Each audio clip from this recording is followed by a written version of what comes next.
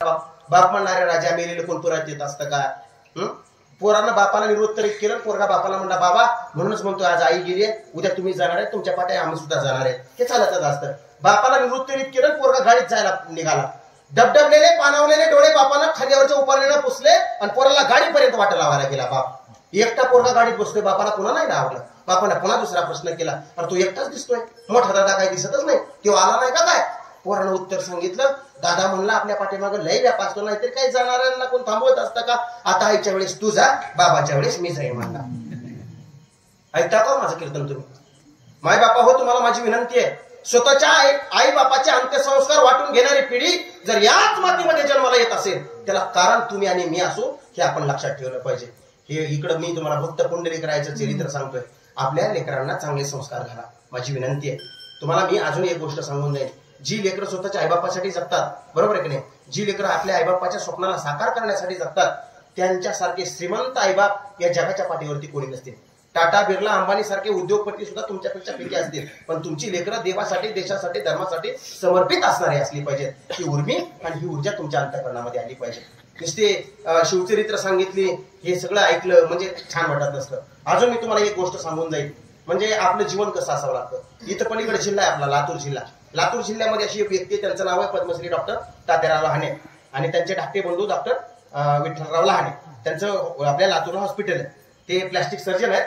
विठ्ठलराव लहानेंचं एक भाषण मला खूप आवडलंय युट्यूबवरचं. माझी त्यांची काही प्रत्यक्षात कधी भेट झाली नाही, पण एक लक्षात ठेवा, मला आवडले म्हणून मी तुम्हाला सांगायला लागलो कीर्तनामध्ये, कोणाची दंतकथा नाही सांगायला लागलो.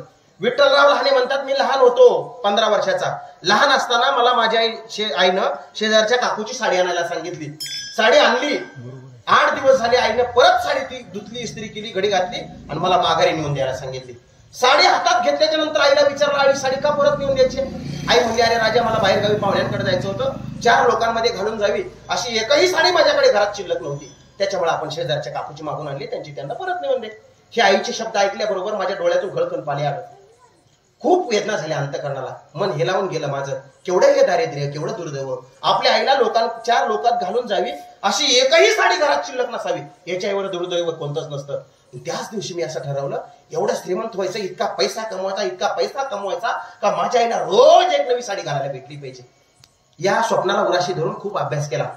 आज मी प्लास्टिक सर्जन झालो, महाराष्ट्रामध्ये माझं नाव आहे. आज एवढी माझ्याकडे संपत्ती आहे का आता माझी आई एक नाही रोज नव्या 4 साड्या घालू शकते. इतकी संपत्ती मी कमवली आहे, याचा सार्थ अभिमान मला आहे. पण एके दिवशी रस्त्यानं फिरत होतो. रस्त्याला फिरत असताना एक मुलगी दिसली. मुलीचे 2 ओठ तुटले होते. ओठ तुटल्यामुळे त्या मुलीबरोबर कोणीही लग्न करायला तयार नव्हतं. ऐन तारुण्यामध्ये आलेल्या मुलीबरोबर जर कोण लग्न करत नसेल, याचं दुःख काय असतं त्या मुलीच्या मायबापाला विचारायचं असतं. म्हणून मी त्या मुलीच्या वडिलांची भेट घेतली. मुलीच्या वडिलांना म्हटलो, काका तुम्ही हिला हॉस्पिटलला घेऊन या, आपण हिच्यावरती प्लास्टिक सर्जरी करून मुलगी सुंदर दिसेल. मुलीच्या वडिलांचे शब्द ऐकले. मुलीचे वडील म्हणले, साहेब ही प्लास्टिक सर्जरी असल्या महागडी शस्त्रक्रिया ही का आमची गोरगरीब शेतकरी लोकांची, शेतमजुरी करणाऱ्या लोकांची कामं नसतात. ही आमिर उमरावांची, जागीरदारांची, उद्योगपतींची, नटनट्यांची, पुढाऱ्यांची कामं असतात. आमची अख्खी संपत्ती विकली, आमच्याच्यानं ही शस्त्रक्रिया करणे शक्य नाही, आमच्याच्यानं नाही घडणार. मी त्या मुलीच्या वडिलांना एकच शब्द दिला, तुम्हाला 1ही रुपया लागणार नाही, तुम्ही फक्त हॉस्पिटलला घेऊन या. या विश्वासावरती दुसऱ्या दिवसी हॉस्पिटलला घेऊन आले. मी माझ्या जीवनातला 1 तास खर्च केला, त्या मुलीवरती शस्त्रक्रिया केली. मुलगी शस्त्रक्रियेच्या नंतर एवढी सुंदर दिसायला लागली का 6 महिन्याच्या नंतर त्या मुलीचं लग्न झालं. लग्न झाल्याच्या नंतर त्या मायबापांना काय आनंद झाला असेल सांगा बरं तुम्ही. एक तर लग्न होतच नव्हतं, आता लग्न झालं. लग्न झाल्याच्या नंतर त्या आनंदाच्या भरामध्ये त्या मुलीचे वडील एके दिवशी मला हॉस्पिटलला भेटायला आले. एका हातात पेढे आणि एका हातात अख्ख्या आयुष्यभर कमवलेली संपत्ती घेऊन दारात उभे होते. त्या मुलीच्या वडिलाच्या हातातल्या पेढ्या पुढं त्यांनी अख्ख्या आयुष्यभर कमवलेली संपत्ती मला खुशी वाटायला लागली. आणि त्याच दिवसापासून मी ठरवलं असे किमान 4 पेढे खायचे आणि मग व्यवसायाला सुरुवात करायची. याला जीवन म्हणतात लागलं. म्हणजे मी 4 पेढे खातो म्हणजे काय करतो, अशा गोरगरिबांच्या गरजूंच्या 4 शस्त्रक्रिया मोफत करतो आणि मग मी माझ्या व्यवसायाला सुरुवात करतो. याला समाज जीवन म्हणतात. समाजासाठी जगणारी लेकरं आपल्या घरामध्ये जन्माला आली पाहिजे. छत्रपती शिवाजी महाराज धर्मवीर शंभूराजे का जगले, कोणासाठी जगले? अनन्वित अत्याचार या बलिदान मासामध्ये संभाजीराजेने सहन केला. या देशासाठी, या धर्मासाठी, या सार्वभौमत्वासाठी. राजा हो, आपण ज्या देशामध्ये जन्माला आलो, ये भारत कोई भूमि का तुकडा नहीं है, ये भारत जीता जागता राष्ट्र पुरुष है. ये वंदन की धरती है, अभिनंदन की धरती है, ये अर्पण की भूमि है, ये तर्पण की भूमि है. यहाँ का कंकर कंकर हमारे लिए शंकर है, यहाँ की नदी नदी हमारे लिए गंगा जल है। जिएंगे तो इस भारत माता के लिए, मरेंगे तो इस भारत माता के लिए।